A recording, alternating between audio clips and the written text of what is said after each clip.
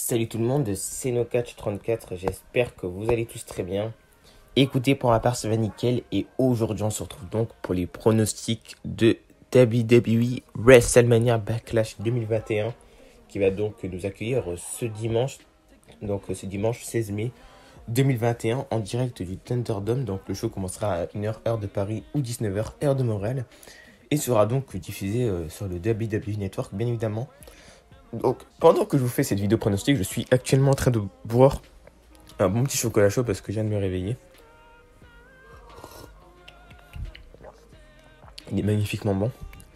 Bref, alors qu'est-ce que je pense de ce pay-per-view qui va donc nous accueillir très bientôt?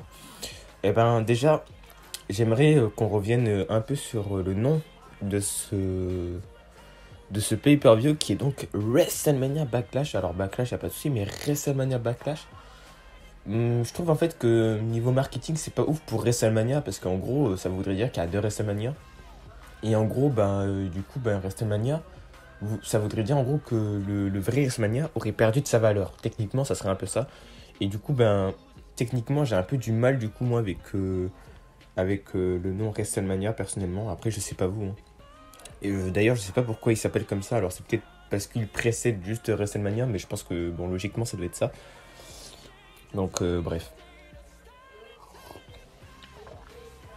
Alors, sinon, en soi, la carte, on a des nouveaux matchs. Il y a des trucs intéressants, comme d'habitude, mais des trucs aussi moins intéressants. Comme à son habitude, la hype est pas forcément ouf de ouf. Bon, c'est pas non plus le pire pay-per-view de l'histoire, attention. En plus, on l'a même pas encore vu, hein, donc bon. Bon, du coup, je vais donc commencer les pronostics donc avec le premier match. On a donc Damien Priest contre le Miz qui est donc accompagné de John Morrison. C'est un Lumberjack match. Oh, ça, je savais même pas. Alors, du coup, une rivalité qui dure depuis pas très longtemps, il me semble. Alors, on sait aussi qu'il y a des tensions entre The Miz et John Morrison. Donc, est-ce qu'on pourrait avoir une séparation des deux lors de ce pay-per-view? Je sais pas, John Morrison qui attaque The Miz. Franchement, moi, je verrais bien ça, personnellement. Sinon, moi, personnellement, je verrais bien une victoire de Damien Priest parce que, bon, c'est quand même un mec qui vient de NXT. Et je pense que ça serait pas mal de le faire gagner contre, quand même, un gros nom de la WWE. Parce que, bon, le Miz, c'est pas n'importe qui, quand même, à la WWE. Donc, voilà. Et du coup, je verrais bien pour confirmer, enfin pour justifier cette défaite, pardon, une attaque de John Morrison sur le Miz. Je sais que c'est osé en fait, mais étant donné qu'il y a des tensions entre les deux, en vrai c'est large possible. Du coup, on passe au match suivant, un SmackDown Tag Team Championship, donc un tag team match entre Robert Roode et Dolph Ziggler, donc les actuels champions par équipe de SmackDown, contre une nouvelle équipe. Rey Mysterio et Dominic Mysterio, donc une équipe plutôt sympa, j'ai envie de dire. Moi, je trouve que c'est une équipe qui peut être pas mal, qui peut rajouter un peu de peps à cette division, à cette division par équipe, hein, tout simplement, parce que bon, on va pas se mentir que la division par équipe du côté de la WWE est un peu morte, hein, que ça soit du côté de Raw ou du côté de SmackDown. Du coup, ça peut être pas mal. Donc, c'est pour cette raison surtout que je verrais bien une victoire de Rey et Dominic Mysterio lors de ce match. Et je pense que sinon on va avoir un très bon match, hein. On a 4 très bons catcheurs. Donc voilà, donc on passe au match suivant. Alors je sirole juste un peu mon chocolat chaud. Excellent. Ok, donc on passe au Raw Women's Championship.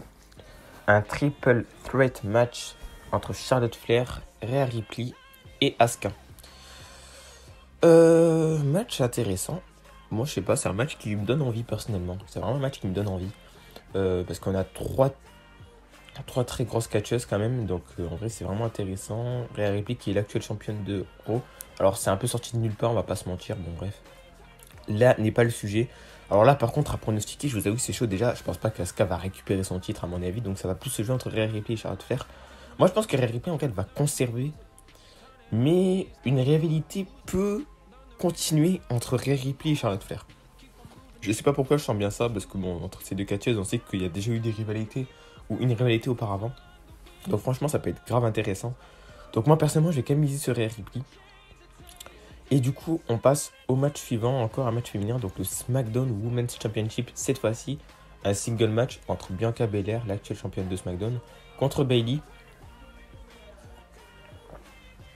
Bon, c'est un match très facile à pronostiquer, bien évidemment, parce que bon, Bayley, on la voit plus trop. Enfin, on la voit, mais surtout en backstage, quoi. Alors que Bianca Belair, vraiment, elle vient d'être championne, hein, du côté de. Enfin, à SmackDown. À WrestleMania, elle a été championne en battant Sasha Banks. Donc, pour moi, logique que Bianca Belair va conserver son titre, bien évidemment, il n'y a aucun suspense là-dessus. Après, je pense que le match va être quand même pas mal. Est-ce qu'il va y avoir une intervention? Ça, je ne sais point. Mais en tout cas, victoire de Bianca Belair sans hésiter.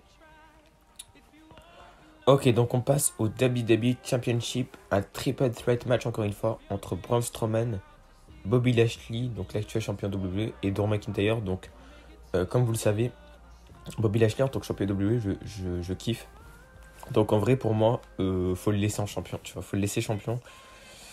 Braun Strowman, je suis plus trop hype.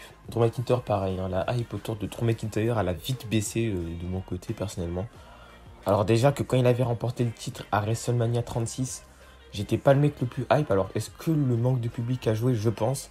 Mais clairement, ouais, je suis vraiment pas hype par Drew McIntyre. Bobby Lashley, par contre, c'est intéressant ce qu'ils sont en train de faire avec lui. Du coup, pour moi, victoire de Bobby Lashley, ce qui va vraiment le rajouter en crédibilité, parce que quand même, Braun Strowman et Drew McIntyre, c'est pas rien. Du coup, ça va vraiment le rajouter en crédibilité. Et là, on va vraiment se dire, mais qui pourra battre Bobby Lashley? Ça va vraiment être intéressant. Donc pour moi, victoire de Bobby Lashley. Et on passe donc au dernier match, un match quand même pas mal intéressant, hein, j'ai envie de le dire. Universal Championship, single match, Roman Reigns champion actuel de la WWE, enfin Universal, contre Cesaro. Ce qui va avec Cesaro, c'est plus ou moins intéressant dans le sens où en fait on a quand même Cesaro qui a battu Seth Rollins à WrestleMania, si je dis pas de bêtises. Donc là maintenant il a quand même monté en crédibilité. Après ce que je trouve dommage c'est qu'on lui donne directement un très gros adversaire qui est Roman Reigns, qui est actuellement le catcheur star de la WWE. Puis on sait bien qu'il va pas perdre son titre, hein, on le sait bien que là il est là pour avoir un long règne. Voilà, il est là pour avoir un long règne. Donc voilà. Donc du coup,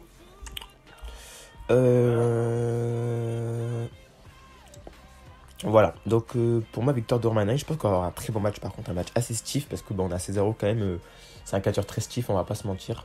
Roman Reigns, très bon catcheur aussi. Du coup, voilà, pour moi, victoire de Roman Reigns quand même, en espérant que ça va pas trop décrédibiliser Cesaro, parce que là, il est dans une belle montée quand même, malgré qu'il n'a pas encore complètement de gimmick. C'est un peu ça qui est dommage, mais bon, c'est pas grave. Mais en tout cas, j'espère vraiment que même si Roman Reigns gagne ce match, on va trouver un moyen de crédibiliser un peu plus Cesaro afin qu'il ne soit pas enterré en fait, tout simplement. Donc voilà, c'est donc la fin de mes pronostics pour WrestleMania Backlash. C'est vrai que la vidéo pronostic, je la fais un peu tard, donc je la fais juste après SmackDown. Mais clairement là, j'avais pas trop le temps, j'avais mes oraux de français et tout. Bon, je sais qu'on s'en fout, hein, mais bon, je le dis quand même. Bon, après ça s'est bien passé, donc maintenant mes examens sont finis. Et du coup, je pourrais faire un peu plus de vidéos, donc ça fait plaisir. En tout cas, nous, on se retrouve donc prochainement pour une toute nouvelle vidéo. Allez, ciao.